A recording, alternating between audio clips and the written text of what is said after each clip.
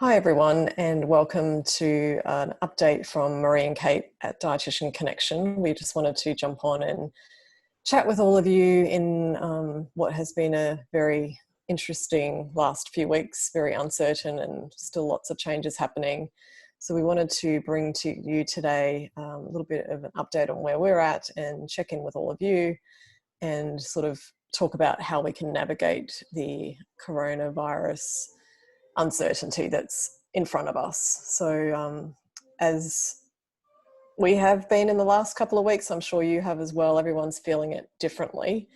We obviously had to postpone Dietitians Unite 2020 to October, and we'll just talk to you a little bit about the things that we've been doing to navigate this uncertain period in terms of how we're keeping ourselves well, and what we're doing to try to keep the business running, and then what we'd like to do to help you, our wonderful dietitian community. Yeah, we really hope you've somehow found some moments of calm and positivity with everything going on. As Marie said, it's been a hell of a week. So yeah, it's nice to connect with you, and nice for us all to acknowledge what we're going through and share how we are trying to move forward. So yeah, we're hearing many stories from dietitians about consults being cancelled, workshops being cancelled, and events being cancelled, just like we have just gone through, and yeah, some struggling businesses. So as Marie said, yeah, we really just wanted to come on here and talk about the tools that we're using to help us adapt, and then potentially how you might use them to serve your community. I think we're really we're acknowledging that now is the time for adaptation and creativity. If there ever was a time for adaptation and creativity, now is the time. And yeah, it's really easy to get stuck in all of the uncertainty and negativity that's happening, and Marie will attest to that. I have a meltdown at least once a day over the last week, but I think it's okay to do that and then pick yourself up and think, well, how am I going to get out of this? So throughout this the next 20 minutes, we really want you to choose what's relevant to you, pick and choose what you might use for your business and what you might not use. This is just us presenting it to you and see how it might help you. So Marie, what were you going to say there? I was going to just say, how are you doing, Kate? Yes, that's a good question. Doing okay. As I said, I am struggling a little bit at times. Just really, we've never seen anything like this before, and I feel like our world is just sort of in pieces at the moment. So that's one side. The other side is I'm really grateful to have health. My health, my family's is healthy, and I'm really grateful to live in a world, I suppose, where I do have access to a roof over my head, and also the great team I have at Dietitian Connection. So I think, to sum it up, I'm feeling overwhelmed, but I'm also feeling grateful, and I'm feeling like we need to move forward and adapt. And I think it's okay to feel all of these emotions at once. I hope it's okay. What about yourself, Marie? So I think similar to you, I think you can sort of go on a bit of an emotional roller coaster, and that can be in minutes, hours, or over the day. So I think it's, as you said, okay to be with yourself and those emotions. My go-to tends to be action. So what can we do? What do we need to do to keep moving? What do we need to do to keep moving forward? I guess that's just my way of managing the uncertainty. So Kate has been on the end of that at Dietitian Connection, and Melissa. And yeah, we're just navigating the new norm. And this morning we were talking about that this is probably going to be a marathon, not a sprint, which is how I was seeing it. So yeah, how can we take care of ourselves and you, our community, during this period of time? Yeah, thanks, Marie. And I also just have to say thank you to you for all your support, emotional support and professional support over the last week. Yeah, it's been a team effort. Mm-hmm. A couple of you have been asking how Dietitian Connection is, and overall we're doing okay. We have taken a bit of a hit. And at the moment, we're really just treading water, trying to keep our heads above the water. And most of you would have seen our announcement about Dietitians Unite having to be postponed. And it hit me emotionally because we had invested so much energy and so much time into it so far. But I think the key there is that we're moving quickly to adapt and trying to move on, trying to problem solve. And I have to say thank you to you, Marie, for doing that. You just handled that whole situation like an absolute champion. And we want to say as well, thank you to you listening for being for your support and your understanding in us having to move the date. Yeah, we've really been very thankful and grateful of your support and understanding. Obviously, it wasn't a decision that we wanted to make. In the end, it was taken out of our hands, but everyone has been fantastic in terms of supporting us with the new date. I'd also like to publicly acknowledge the Crown, our venue, who just made that transition so easy. They put a new date on hold for us until we were able to make a decision and haven't charged us any change fees, which would have been the normal case. And they've just been nothing but amazing in helping us transition to the October date. So we are still planning and working bigger and better to bring to you Dietitians Unite 2020 in the 26th of October.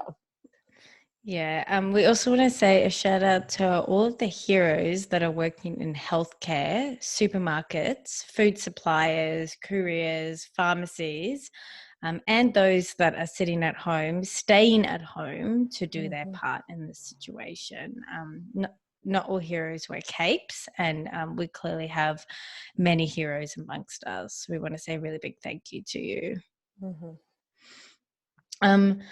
Okay, so maybe to start off, Marie, I'd be good to hear from your side what we are currently doing as far as sort of teamwork and also self-care work at the moment. So maybe I can start first with my own self-care, if that works. Yeah, that sounds great. I think for probably the last 6 months, I've actually been going on a bit of a self-care journey. So I've implemented quite a few different things that I think have kept me in good stead during this period. My personality is high anxiety. My dad has post-traumatic stress disorder. He's a Vietnam vet. I don't know how much of my anxiety is related to him. I think there's probably a genetic component. So my predisposition is to be high anxiety, but I've found that I've been able to navigate this most recent coronavirus situation that we find ourselves in much better. And I do wonder how much of it is due to some of these things that I've been putting into place. So the things that I've been doing are the Resilience Project Gratitude Journal. Hugh is one of our keynote speakers, hopefully is able to join us in October. I recommend you checking out his podcast with the Imperfects, if you haven't listened to that already. And they've got a gratitude journal. So I complete that every evening. Anything to do with the Resilience Project, I'm really hoping that they'll be able to join us in October. I'm also I'm not a big exerciser, never have been. So I've been doing personal training with Sean, who's a fellow dietitian. Some of you might remember him from our Dietitians Unite campaign. We're now doing that via Zoom twice a week. So that's been an interesting transition. And on the other days, I'm trying to walk. What else am I doing? In the morning, I am doing affirmations. So I've got a set of affirmation cards from Kiki K that I go through, and also some breathing exercises. So trying to do some things in the beginning of the day, throughout the day, and then the gratitude journal at the end of the day. So that's what I'm doing personally, as well as I'm probably not the best dietitian and not the best person at taking care of myself. So I'm trying to actually prioritize drinking water and eating, because I can tend to just go off into working 24/7 and forget to drink and eat. So I'm actually putting that on the high priority list. Thanks, Marie. And I know you're also making sure that the whole team does that with our virtual lunches. Yes, we had our first virtual lunch today to make sure that we were all stopping and eating. So that was I think we'll continue to do that. What else have you been doing, or us as a team, Kate? Yeah, so as a team, we've been talking about what we're grateful for. We've been also spending time in a meeting in the morning, debriefing just the whole situation. I feel like it's really important to talk about what changes have happened overnight, and talk about any other thoughts we have, feelings, or comments. So I've really appreciated that. And also, yeah, talking about what we're grateful for that day has been really helpful. The science behind gratitude is just fascinating. And I mean, I can see it working within myself. Yeah. I think we've also started to implement what we're planning to do for the day, and then what we've achieved for the day as well. Yeah, so a really easy thing is 3 things I'm going to focus on today, 3 things that I achieved yesterday, and potentially something that I need help with, which is a really easy way to do a short, sharp meeting with your team where everyone gets a chance to speak.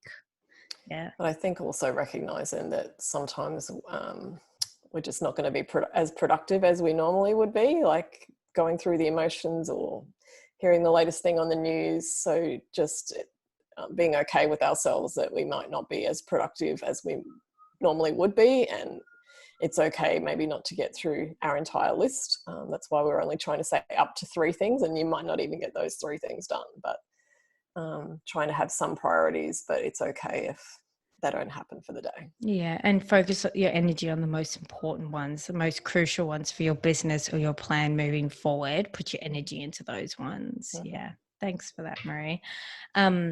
Something that we did today was we had our dogs join us on our Zoom call. So all 3 of us with our respective dogs, which was the most wonderful thing.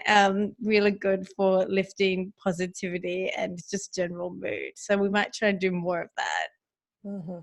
And then something else we're going to try is a walking meeting. So try and do a phone call, 3-way phone call where we can chat while we walk, as long as you don't need a computer in front of you. I'm really interested to see how that goes. And then I know you like your humour, Kate. Yes. So a couple of other things that I'm doing. I'm honestly really surviving through memes at the moment. Memes are really helping me just laugh a little bit and just take the edge off some of the really, I guess, negative, horrible parts of this current situation. So I must say I am taking it very seriously, and I realize it is a really serious situation. Memes are just my way of coping at the moment. So I love that we can actually send memes to each other as a team at the moment.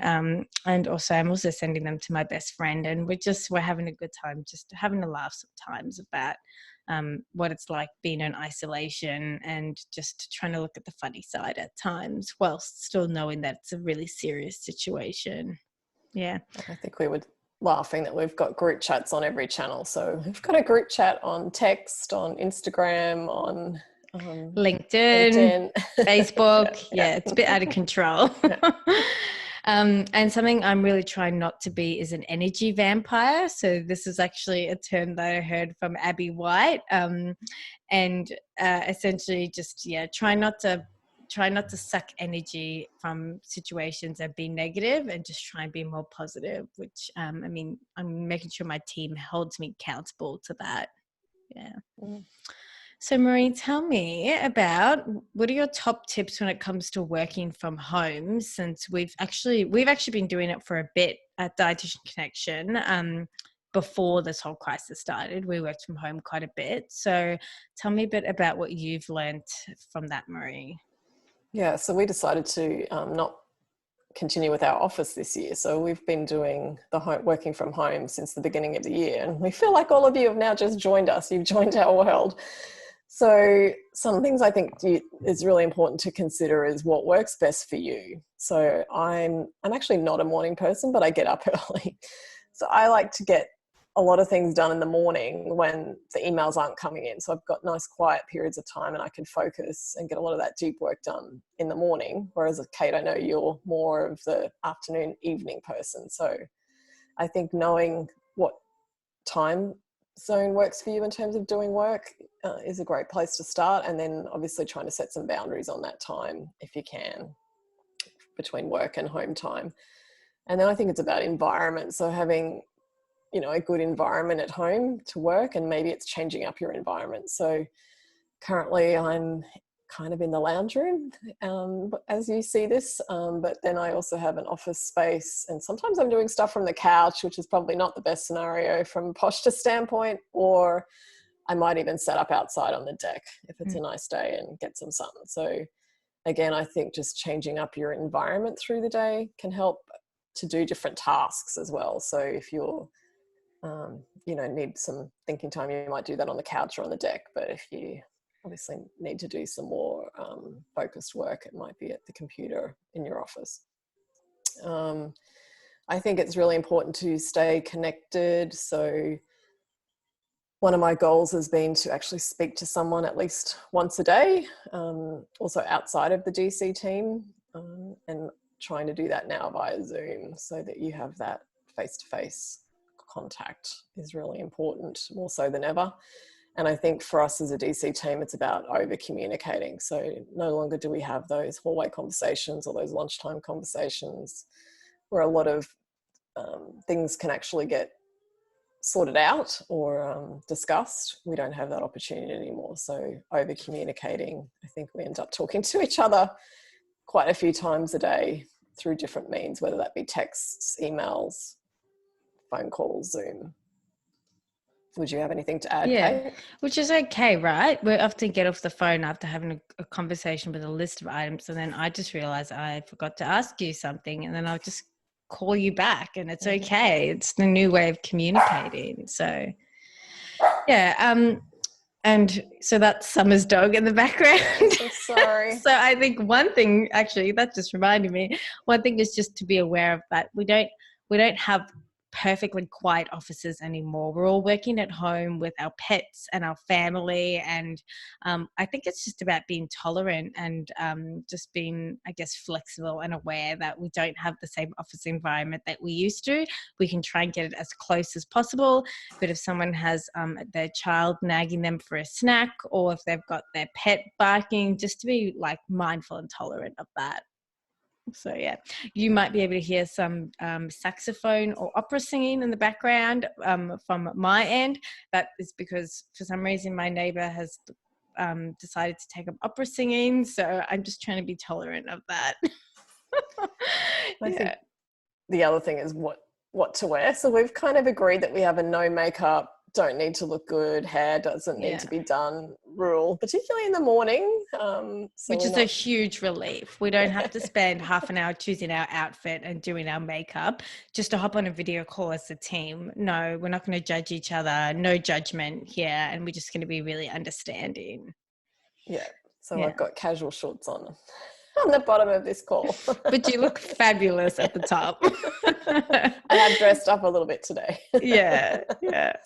Cool. That's good stuff, Marie. Yeah, I think also just you find a way that makes it work for you is the overarching message there. Yeah. And so what about some of the tools? Or would you have anything to add about working from home, Kate? No, I think we've basically covered most of it. Communication, making sure that we're being flexible and tolerant of each other's work situations. And I am hearing some horror stories about people who have been doing, not within dietetics, outside of dietetics, have been doing video calls with their team, and there's been some rather embarrassing stuff happen, like a partner does a nudie run behind them to get to the bathroom or get a towel or something. So maybe just being mindful of that in terms of where you set up your desk and your camera, and just knowing that getting used to the fact that if you're on a Zoom call, your camera's on, and just being aware of that so that there's no too embarrassing moments. Yeah.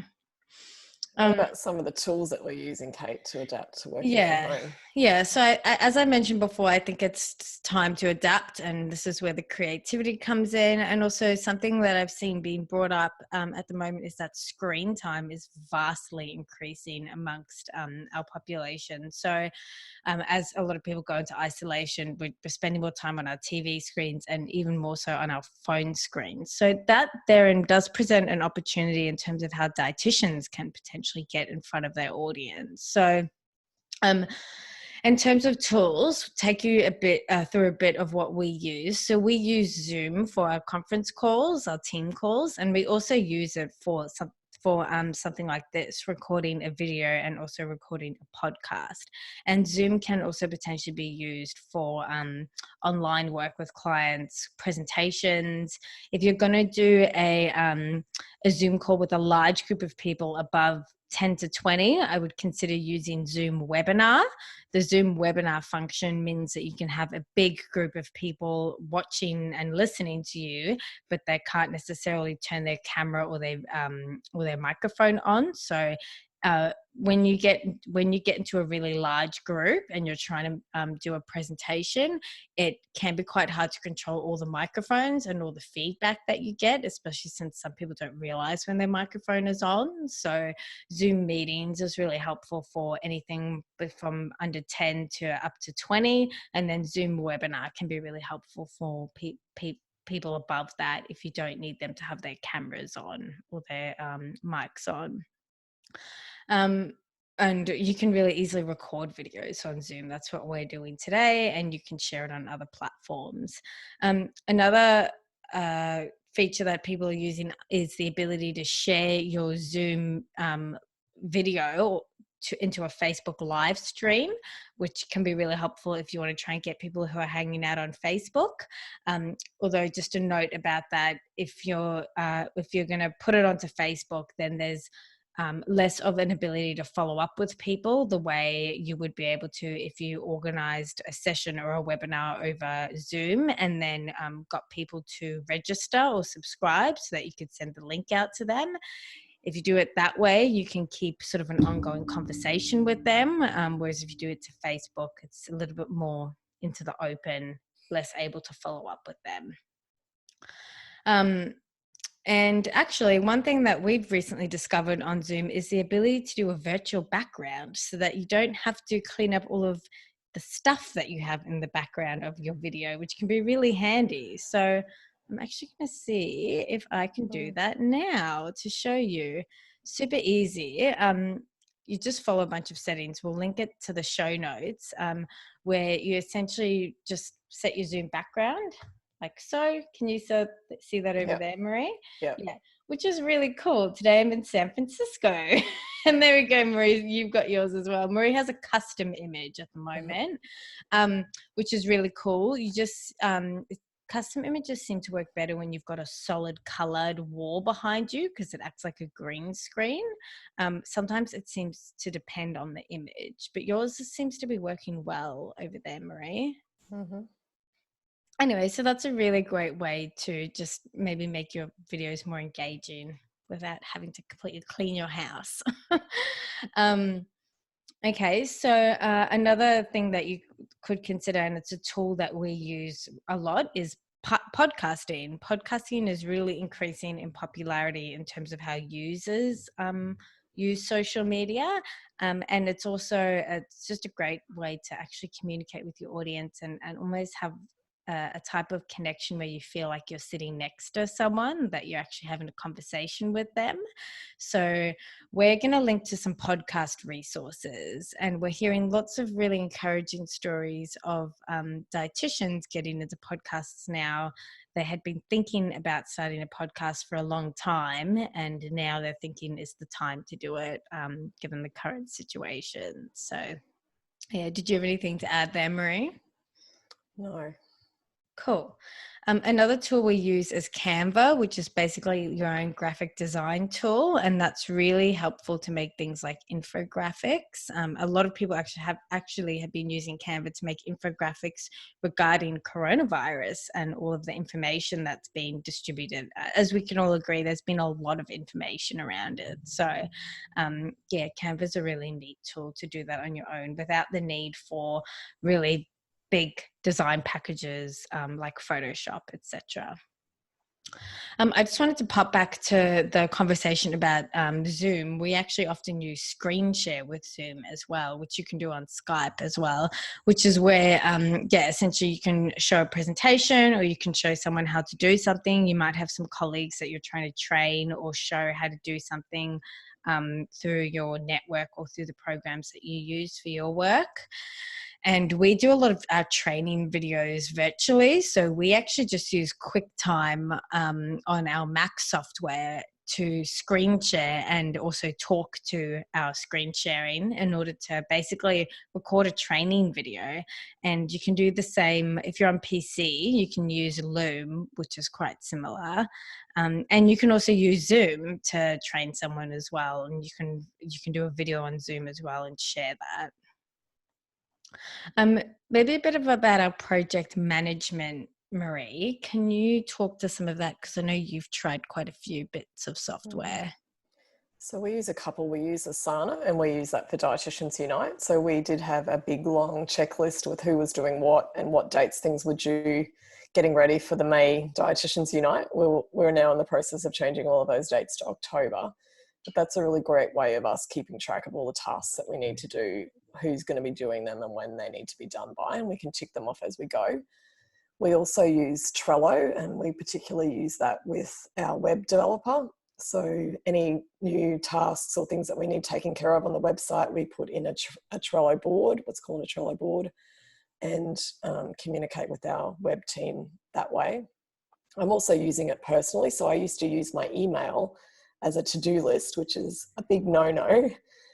So this year I'm actually using Trello as a bit of I've got my own sort of personal board with things that I want to do that might be a bit further out. They're not something I need to do today or tomorrow or this week or even this month, but they're things that I want to get to at some point. So I'm using Trello to keep a track of those as opposed to my email. And you've mentioned Slack. We haven't used that one so much. Do you have comments on that one, Kate? Yeah, we haven't used it a whole lot, but from what I hear, Slack a lot. So just where this is coming from, a lot of people are not sure what the key differences are between all of these different project management software. So Asana is really good for checklists. Trello is really good for projects, having boards with all different projects and having key items and attachments for them. Slack is really good for email thread conversations. So Slack is pretty much, as you did a nod to before, Marie, Slack is like a way of keeping in touch, keeping track of all the different comments and conversations that have happened with regard to a certain project or with regard to a certain topic. So it's kind of a way to just bubble up all the conversations that have happened about, let's say, the Instagram channel that you're creating, and keeping it all in one place. I think other people use Microsoft Team as well. Again, we haven't used that one either, but I think other people are finding that useful. Yeah, obviously it depends on what package you have through your work and what other software you're using. You've got to find something that works for you and integrates nicely with the rest of your systems as well. Yeah, I've got to say, we're finding audio messages working really well for us, which is something that we just use on iPhone as well. It's just a really nice way to send a sound bite to the team or a specific team member if you need to make a comment about something and you feel like you don't have the capacity to make a phone call at that point, but you also feel like the tone really needs to come from your voice, come from the audio rather than from an email. Super handy when you're trying to do something else, like, you know, you're walking somewhere or you're trying to hang up washing or something and you've just remembered something.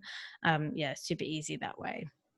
And I think FaceTime. So we used FaceTime today for our virtual lunch, which worked well as well. Yeah, it's great. We should also say that at least in Australia, the Dietitians Association of Australia, at this point when we're recording this video and podcast, our understanding is that they're working around the clock to organise telehealth arrangements for dietitians and to organise at least some sort of Medicare arrangement. So that's really good to see, and I really, really hope they can get sorted as soon as possible so that we can all actually just embrace technology and use it to still serve our clients. Yeah, and I think, just to summarise, I think the best thing we can all do now is to really take care of ourselves first and foremost. It's like the airplane, you have to put your own oxygen mask on first before you can help others. So doing what you need to do to take care of yourself, both physically and mentally, and giving ourselves permission to slow down. I feel like the earth or the world is really sending us a message and really asking all of us to take this time to slow down where possible.